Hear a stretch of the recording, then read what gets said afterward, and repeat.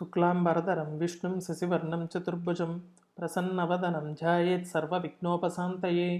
శృతిస్మృతిపురాణానాం ఆలయం కరుణాలయం నమామి భగవత్పాదం శంకరం లోకశంకరం.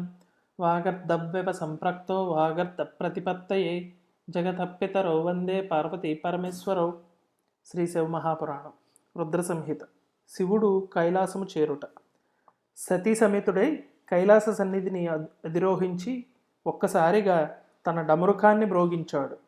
ఆ నాదం నభోంతరాలన్నిట వ్యాప్తమైపోయింది. బ్రహ్మ విష్ణువులందరూ బారులు తీరులు వచ్చి స్వామివారి ముంగిట నిలిచారు. నారదాది ఋషులు, మూర్తిమంతాలైన నిగమాదులు, సిద్ధులు, ప్రమదగణాలు, భక్తులు అందరూ తరలివచ్చారు. వీరు కాక ఇంకా అగణితమైన గణాధిపతులు, చిల్లర మల్లర గణాలు, ఊహించడానికి కూడా వీల్లేనంతమంది వచ్చి చేరారు.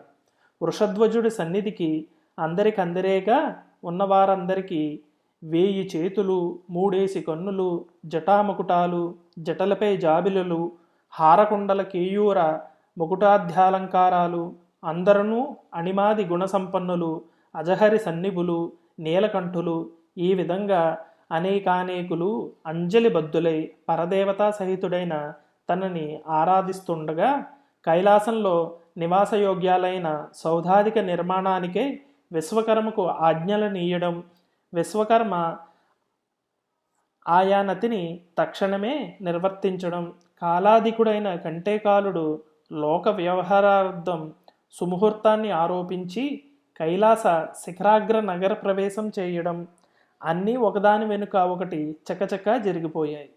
అనంతరం రుద్రాజ్ఞతో అందరూ తమ తమ తావులకు తరలిపోయారు. ఈ విధంగా శివుడికి కుబేరుడికి సావాసము, తత్పరంగా శ్రీవారికి కైలాసవాసము తటస్థించాయి. శివాయ నమః.